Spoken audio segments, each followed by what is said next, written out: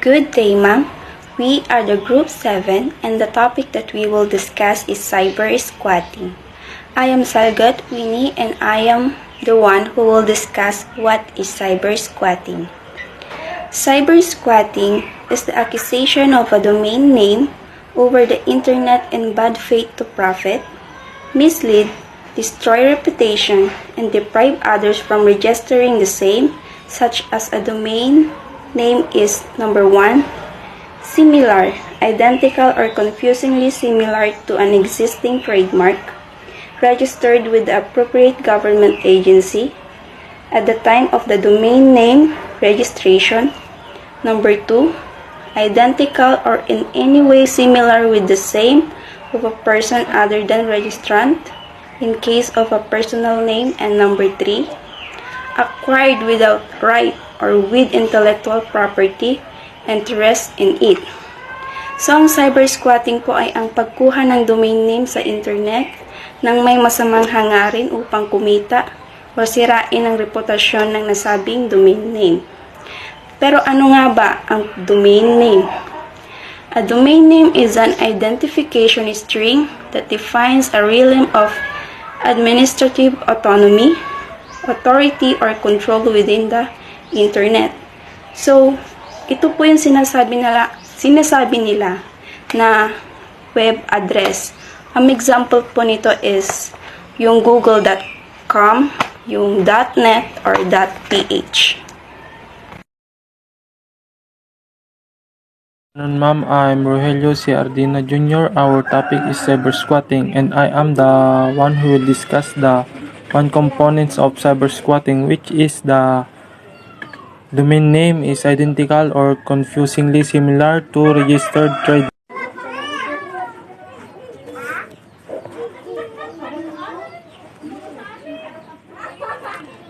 The domain name is identical or confusingly similar to a registered trademark. But what is considered to be an identical or confusing similar domain? There is no fixed definition of confusingly similar, as it's pretty subjective term. Generally, court or arbitration committee decides whether a domain in question can confuse or deceive people on case-by-case basis. In first presentation, Associate Professor Fan explained that to challenge a domain name, the first element functions primarily as a standing requirements or threshold test. Under to establish unregistered or common law trademark rights, the complainant must show that its mark has become a distinctive identifier which consumers associate with the complainant goods and goods services. Jurisprudential overview under the material is more controversial. Apart from her study in arbitration, Associate Professor Fan is also a domain name penalist for and has rendered over 20 domain names decision as sole penalist, and presiding penalists include IBM, and another part of this point is registered trademark. A person or company can seek legal remedy only after registering its brand as a trademark. Otherwise, the application shall be refused or the mark shall be removed from the register or registration from has been issued in the meantime. Good day, ma'am. I'm Roldan Bravo, member of Group 7, and our topic is about cybersquatting, and I'm the one who will discuss. Number 2, the domain is obtained in bad faith. Ibenta ang domain sa original na may-ari ng trademark sa isang premium na presyo, o magbenta ng domain name sa kakompetensya. Good morning, ma'am. Good morning, classmate. My name is Raymond Daos. This is my topic. The registrant has no apparent or illegitimate interesting in the domain name. Sometimes people unintentionally end up buying domain name that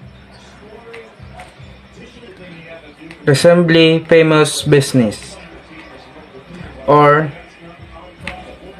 celebrating some words look, inquiry, or abstract and one largest but are popular in the third mark and other language.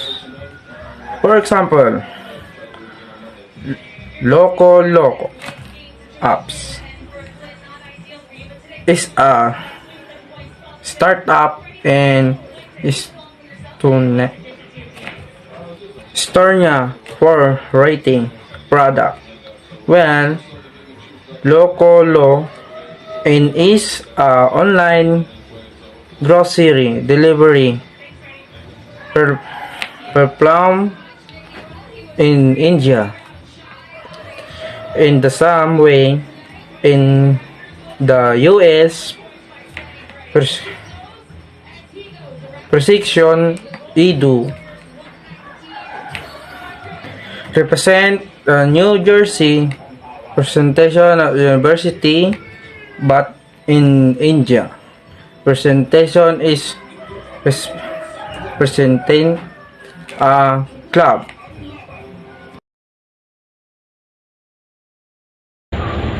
Cybersquatting is a type of social engineering attack which target internet users who incorrectly type a URL into their web browser rather than using a search engine.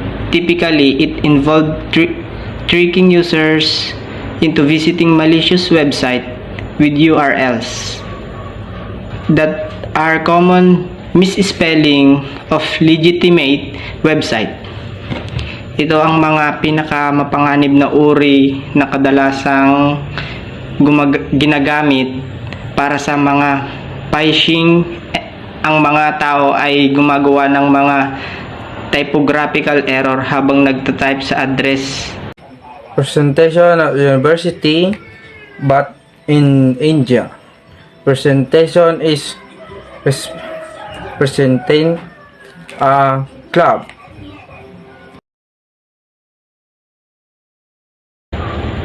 Cybersquatting is a type of social engineering attack which target internet users who incorrectly type a URL into their web browser rather than using a search engine.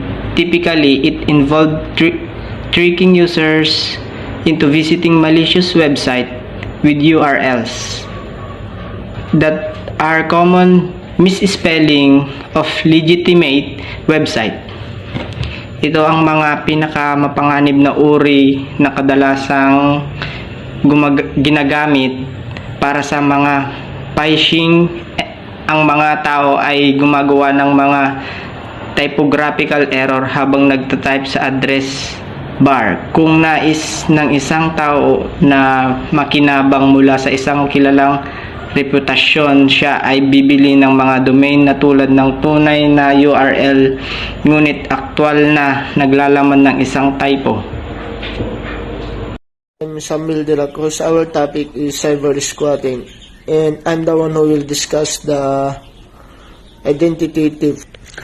Identity thief is the crime of obtaining the personal of financial information of another person to use their identity thief to commit fraud, such as making an unauthorized transaction of purchase. Identity thief is committed in many different ways. In it, victims are typically left with damage to their credit, finances, and reputation. Ma'am, yung identity thief is ma'am, is a crime to obtain personal information another person without their knowledge, ma'am. For example, ma'am, to gain access to their bank account,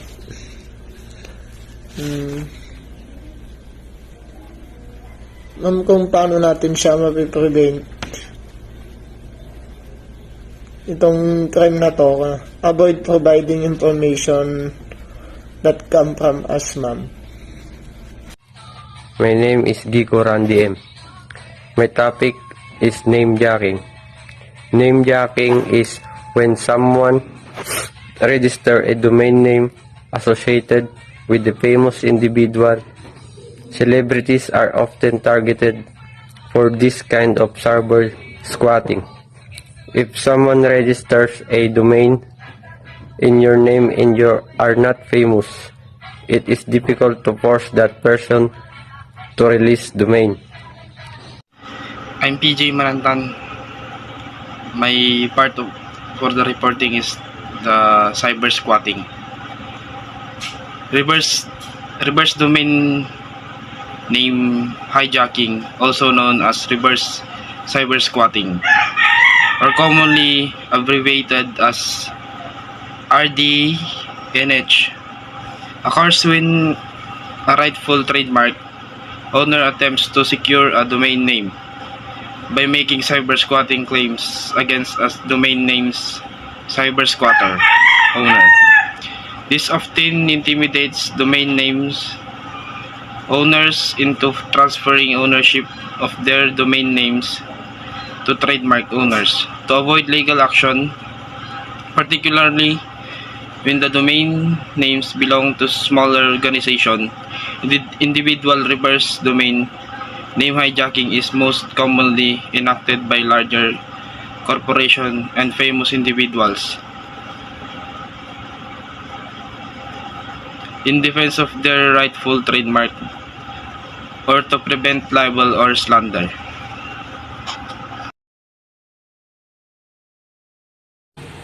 I'm Energy Munoz. Our topic is cyber squatting, and I'm the one who will discuss the 2 steps of how to prevent cyber squatting. Number 1. Know your legal options. The more upset, the most straightforward options when dealing with the cyber squatting is to pay the holder for the domain name. You should consult with the counsel before contacting for the domain owner. Another option of dealing with the cyber squatting on how to domain name is to lawsuit against the holder of the domain. Number 2. Register your business trademark as soon as possible. Register of a trademark protects a business rights the mark to identify its goods and services. If you register your business trademark, it protects your company identified without it. You run the risk of competitors using your business name or logo. If you did not register your business trademark as soon as possible, it can be ruin your business, your customers will confuse, potentially lead to legal trouble and monetary losses. Hey po ma'am, I'm Roger Reales. Our topic is cyber squatting, and I am the one who will discuss how to prevent cyber squatting, which is make a small investment by buying your domain with other permanent TLDS. It's obvious that you're not going to buy thousand domains with different TLDS, but at least buy the domain with the permanent TLDS like com, net, org, biz, etc. You can also buy domains that closely match to your brand name. If you are planning to have business the different countries, buy those country specific domain like CO, UK, AU, etc. ASAP. You can redirect these domains to your main sites later on.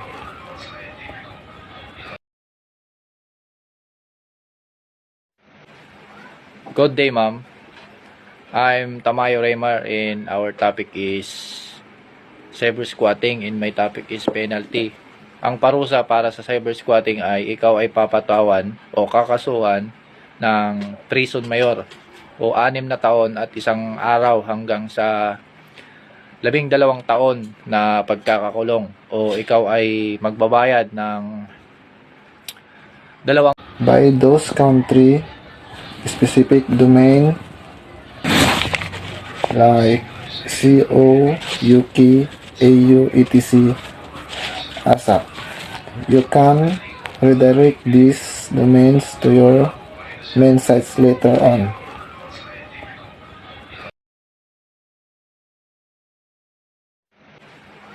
Good day, ma'am. I'm Tamayo Raymar and our topic is cybersquatting and my topic is penalty.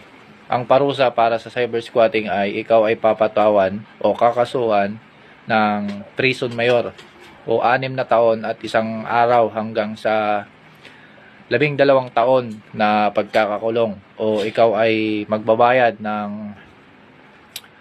200,000 hanggang sa pinakamataas na halaga o katumbas ng pinsala.